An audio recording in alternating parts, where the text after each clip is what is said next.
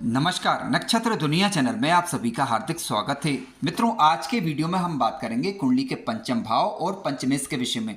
प्रमुख रूप से आज के वीडियो का हमारा मूल मकसद है संतान सुख को समझना, यानी जीवन में संतान का सुख किस प्रकार से रहेगा, इसे आज के वीडियो में हम जानेंगे।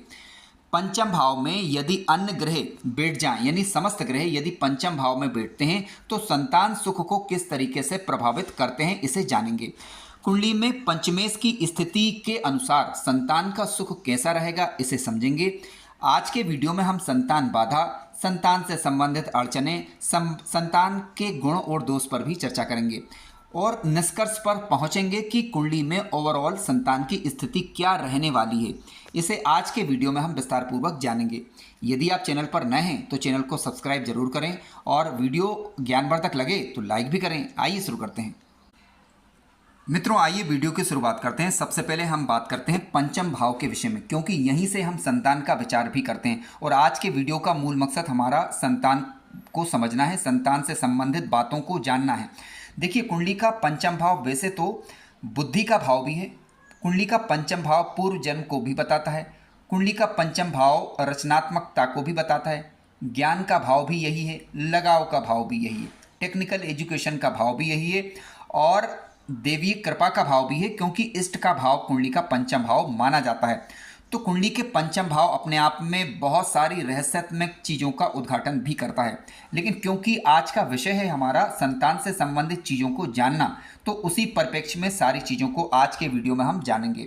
सबसे पहले हम बात करेंगे, यदि कुंडली के पंचम भाव में राशि का अंक 1 या 8 लिखा हो तो आपका पंचमेश ग्रह होगा मंगल। 2 या 7 लिखा होने पर पंचमेश ग्रह होगा मित्रों शुक्र, और 3 या 6 लिखा होने पर पंचमेश ग्रह आपका होगा बुध। 4 लिखा होने पर पंचमेश ग्रह आपका कहलाएगा चंद्रमा। 5 नंबर होने पर आपका पंचमेश ग्रह सूर्य। 6 इसके अलावा 10 और 11 नंबर लिखा होने पर आपका पंचमेश ग्रह होगा शनि। 9 और 12 लिखा होने पर आपका पंचमेश ग्रह होगा गुरु ग्रह। तो सबसे पहले हम बात करेंगे पंचम भाव में यदि अलग अलग ग्रह बैठें तो किस प्रकार का संतान सुख देते हैं या नहीं देते हैं, सभी बिंदुओं पर आज की वीडियो में हम चर्चा करेंगे। तो आइए शुरुआत करते हैं सबसे पहले सूर्य की। देखिए, आपका लग्न चाहे जो भी हो, आपका लग्न चाहे जो भी हो, यदि कुंडली के पंचम भाव में सूर्य आकर बैठ जाएं तो किस प्रकार का ये फल देते हैं। देखिए, सूर्य यदि शुभ स्थिति में होते हैं, यानी सूर्य यदि स्वागरी हो, यानी सिंह राशि के या उच्च राशि के हों, या फिर अपनी मित्र राशि के होकर कुंडली के पंचम भाव के अंदर बैठे हुए हों, तो जातक की जो संतान है वह उच्च पद तक पहुंचती है। अब पद का मतलब ये है कि ये सरकारी भी हो सकता है या फिर कोई सामाजिक पद प्रतिष्ठा अच्छी होगी संतान की, ये इसे इंडिकेट करता है।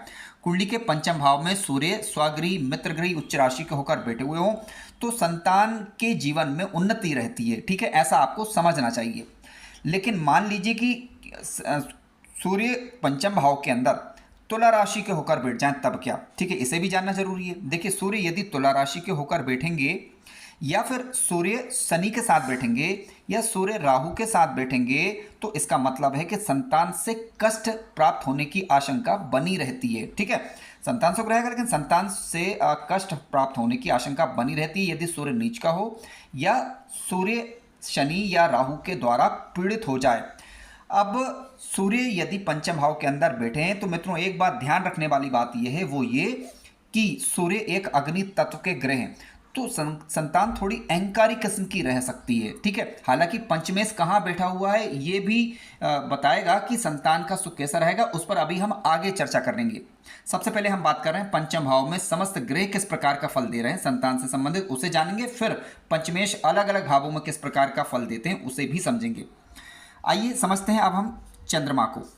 देखिए, कुंडली के पंचम भाव में यदि चंद्रमा बैठे हुए हों आपके, चाहे लग्न कोई सा भी हो, चंद्रमा यदि कर्क राशि के होकर, चंद्रमा यदि मित्र राशि के होकर बैठ जाएं पंचम भाव के अंदर, तो इसका मतलब यह है कि आपकी संतान भावुक किस्म की रहेगी। अब ये बात अलग है कि पंचम भाव में एक से ज़्यादा ग्रह बैठ जाएं तो वह अपना प्रभाव भी देंगे, उसे भी हम जानेंगे। चंद्रमा यदि अकेले बैठे हुए पंचम भाव के अंदर शुभ प्रभाव में हो सकते हैं लेकिन अशुभ प्रभाव में नहीं होना चाहिए, तो इसका मतलब है कि जातक की संतान कला प्रिय होगी, जातक की संतान भावुक किस्म की होगी, ऐसा आपको जानना चाहिए। इसके अलावा पंचम भाव के अंदर यदि चंद्रमा बैठे हुए हों तो जातक की संतान भावुक किस्म की रहेगी और उदार किस्म की रहेगी, ऐसा समझना चाहिए। मान लीजिए चंद्रमा कुंडली के पंचम भाव में बैठ जाएं लेकिन पीड़ित होकर बैठे हुए हों, ठीक है, अशुभ स्थिति में हो, यानी या तो नीच राशि के हों, वृश्चिक राशि में चंद्रमा नीच के होते हैं, यदि उनका नीचत भंग नहीं हुआ हो और नीच राशि के हों, राहु शनि या केतु के द्वारा ये पीड़ित हो जाएं, तो ऐसी स्थिति में संतान को किसी प्रकार की मानसिक परेशानी हो, या फिर कह सकते हैं कि संतान प्राप्ति में दिक्कतों का सामना थोड़ा करना पड़े, ऐसा आपको जानना चाहिए। आइए अब चर्चा करते हैं पंचम भाव के अंदर यदि मंगल बैठ जाए। मित्रों, कुंडली के पंचम भाव में यदि मंगल ग्रह बैठे हुए हैं और मंगल ग्रह यदि स्वगृही होकर यानी मेष राशि के या वृश्चिक राशि के होकर या मित्र राशि यानी सिंह राशि या धनु या मीन के होकर बैठे हुए हों और थोड़े कमजोर हो, शुभ प्रभाव में होना चाहिए, लेकिन तो इसका मतलब एक संतान, जातक की जो संतान है मजबूत किस्म की होगी और अपने स्वयं का निर्णय लेने वाली होगी। हालांकि शुभ ग्रहों का प्रभाव यदि नहीं होता है तो उग्रता रहती है, ऐसा जानना चाहिए।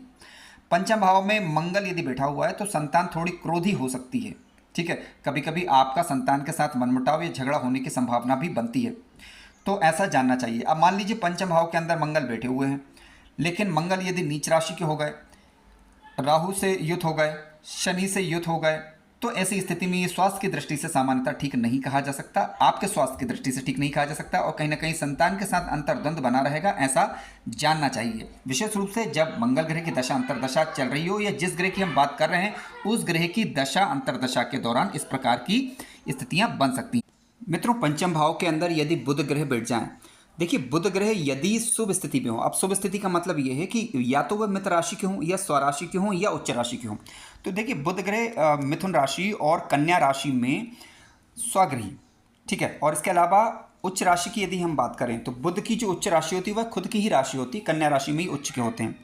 यदि शुभ ग्रहों के प्रभाव में है या स्वयं की राशि में बैठे हुए हैं तो जातक की संतान चतुर होगी, विद्वान होगी, अपनी वाणी से और अपनी बातों से लोगों को प्रभावित करने वाली होगी, चतुर संतान आप मान सकते हैं इसे, ठीक है।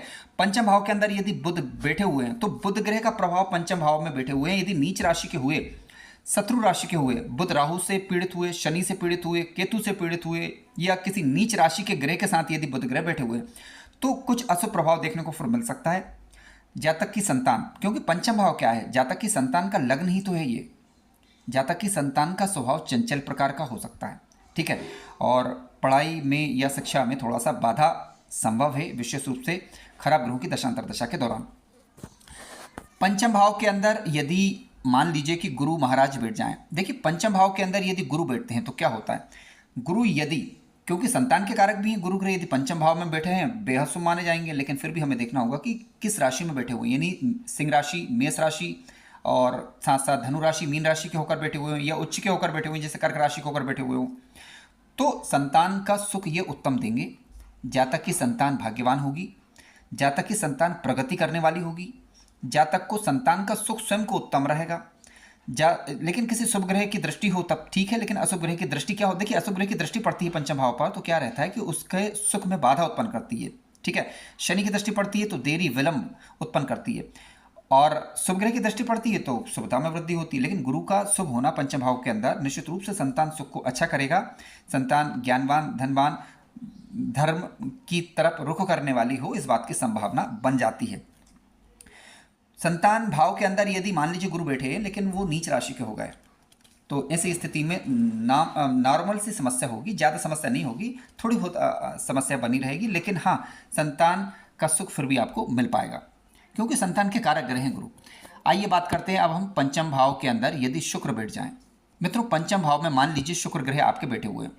अब शुक्र ग्रह यदि स्वगृही होकर जैसे कि वृषभ राशि या तुला राशि के होकर या अपनी उच्च राशि जैसे मीन के होकर बैठे हुए हों या मित्र ग्रही होकर बैठे हुए हों तो जातक की संतान सुंदर होगी, देखने दिखाने में सुंदर होगी, नृत्य कला इत्यादि में रुचि ले सकती है, यानी किसी भी प्रकार का कोई कलात्मक गुण उसके अंदर होगा, स्वभाव सामान्यता विनम्र होगा क्योंकि शुक्र विनम्रता सौम्यता को दर्शाते हैं, तो ये अच्छी स्थिति है। लेकिन शुक्र पंचम भाव के अंदर यदि बैठ गए, नीच राशि शत्रु राशि के होकर बैठ गए तो क्या होगा, प्रेम संबंधों में और अनैतिक कार्यों में ये थोड़ी दिक्कत उत्पन्न करते हैं यहाँ पर, ऐसा आपको जानना चाहिए। शुक्र राहु के साथ युत हो या शनि के साथ हो तो ऐसी स्थिति में कहीं ना कहीं थोड़ी बहुत परेशानी रहती है, भौतिकवादिता की तरफ ये उन्मुख कर सकती है, तो यहाँ पर थोड़ी सावधानी बरती जानी चाहिए। शुक्र यदि कुंडली के पंचम भाव के अंदर पीड़ित हो जाएं तो प्रेम इत्यादि के मामलों में दिक्कत का अनुभव जातक कर सकता है। या शुक्र पर राहु का प्रभाव हो तो इसका मतलब ये है कि कहीं ना कहीं संतान पर ध्यान देने की आवश्यकता बनती है। आइए चर्चा करते हैं शुक्र के अलावा यदि पंचम भाव के अंदर शनि ग्रह बैठ जाएं।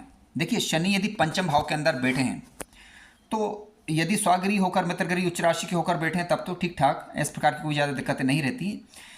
शुभ स्थिति में होने पर जातक की संतान अनुशासित रहेगी। और विशेषकर लग्न में शनि यदि बैठे हैं, शुभ स्थिति में बैठे हो, मकर या कुंभ या तुला के होकर बैठे हुए हैं, तो निश्चित रूप से जातक के जीवन में, जातक की संतान के जीवन में निश्चित रूप से कुछ समय के बाद बड़ी तरक्की देंगे ये, ऐसा आपको जानना चाहिए। क्योंकि शनि का उच्च का हो जाना, कुंभ राशि का हो जाना विशेष सफलता प्रदायक माना जाएगा। लेकिन मान लीजिए शनि यहाँ पर अब नीच राशि के होकर बैठ जाएं, शत्रु राशि के होकर बैठ जाएं, तो ऐसी स्थिति में जानना चाहिए कि संतान या तो विलंब से होगी, ठीक है, या फिर संतान के साथ संतान सुख में थोड़ी कमी रहेगी, या फिर जितना अपेक्षित सुख है उसमें कमी बनी रहेगी, ऐसा समझना चाहिए। आइए चर्चा करते हैं कुंडली के पंचम भाव के अंदर राहु या केतु बैठ जाएं। अब दोनों में से एक ग्रह कोई ना कोई बैठेगा, राहु बैठेगा या केतु बैठेगा, ठीक है। अब दोनों क्योंकि पापक ग्रह हैं इसलिए दोनों को मैंने साथ में ले लिया।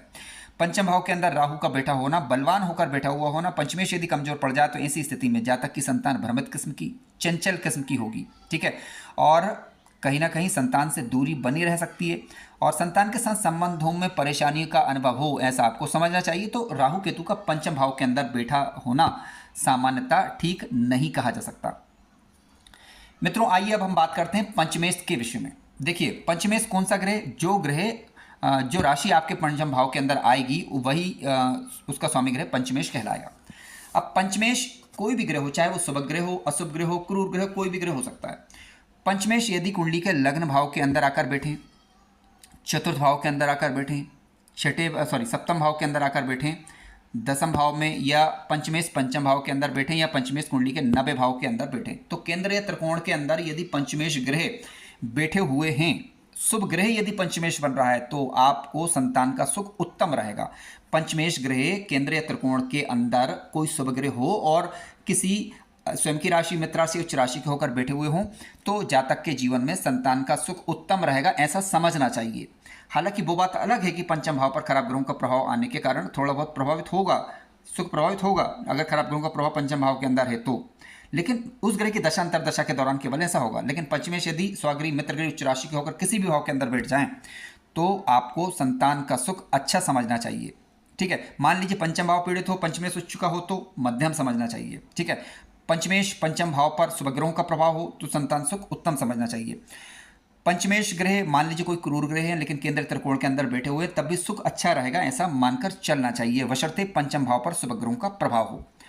आइए अब बात करते हैं पंचमेश यदि 6, 8, 12 के अंदर बैठ जाएं तो किस प्रकार का फल रहेगा। देखिए पंचम भाव का स्वामी जब कभी भी कुंडली में छठे भाव के अंदर, 8वें भाव के अंदर या 12वें भाव के अंदर बैठे तो मित्रों 6, 8, 12 के अंदर पंचमेश जैसे शुभ ग्रह का जाना मूलतः ठीक नहीं कहा जा सकता, यानी इसे आप हम ठीक नहीं मानेंगे।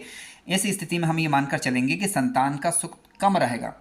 लेकिन पंचमेश यदि छठे, 8वें या 12वें भाव के अंदर बैठे हुए हों लेकिन स्वगृही, मित्रगृही, उच्च राशि के होकर बैठे हुए हों तो संतान का सुख कम तो रहेगा लेकिन मिलेगा अवश्य, ऐसा जानना चाहिए। पंचमेश यदि कुंडली के 6वें, 8वें या 12वें भाव में बैठे हुए हों, नीच राशि, शत्रु राशि के होकर बैठे हुए हों, पंचम भाव पर शुभ ग्रहों का प्रभाव हो तो संतान सुख में न्यूनता बनी रहती है, ऐसा समझना चाहिए। पंचमेश ग्रह 6, 8, 12 भाव के अंदर हो लेकिन पंचम भाव पर शुभ ग्रहों का प्रभाव हो तो संतान सुख मध्यम हो, ऐसा मानना चाहिए। आइए अब बात करते हैं पंचमेश और पंचम भाव पर यदि ग्रहों की दृष्टि हो तो कैसा माने। देखिए पंचम भाव पर शुभ ग्रहों का यदि प्रभाव आ जाता है और पंचमेश पर भी शुभ ग्रहों का प्रभाव आ जाता है तो संतान सुख में मजबूती आती है, संतान सुख उत्तम रहता है। पंचम भाव पर गुरु का प्रभाव हो और या पंचमेश को गुरु ग्रह देख रहा हो तो ऐसी स्थिति में पुत्र सुख, संतान सुख उत्तम रहेगा, ऐसा मानना चाहिए। आइए अब चर्चा करते हैं हम पंचम भाव।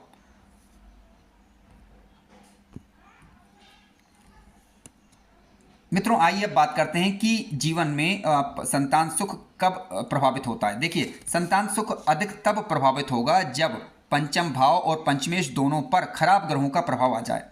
पंचमेश 6, 8, 12 भाव के अंदर चले जाए, राहु केतु शनि के द्वारा पंचम भाव और पंचमेश दोनों पीड़ित हो जाएं तो संतान सुख में दिक्कत रहती, कमी रहती है। पंचम भाव और पंचमेश पर शुभ ग्रहों का प्रभाव हो, पंचमेश की स्थिति उत्तम हो तो संतान सुख अच्छा रहता है। पंचम भाव पर गुरु या चंद्रमा की दृष्टि हो, पंचम भाव पर गुरु या चंद्रमा की दृष्टि हो पंचमेश उच्च राशि में हो तो ऐसी स्थिति में संतान का सुख उत्तम समझना चाहिए। मित्रों, आज के वीडियो में हमने संतान से संबंधित चीज़ों पर चर्चा करी। इसको और अधिक विस्तार दिया जा सकता है किसी अन्य वीडियो के अंदर, इस पर हम गहनता से विचार करेंगे। फिर भी पंचम भाव पर यदि खराब ग्रहों का प्रभाव है तो आप देखें कि कौन से ग्रह पंचम भाव को देख रहे हैं, कौन से खराब ग्रह पंचम भाव में बैठे हुए हैं। तो उन ग्रहों से संबंधित शांति के उपाय करने से संतान से संबंधित दिक्कतें दूर होती हैं।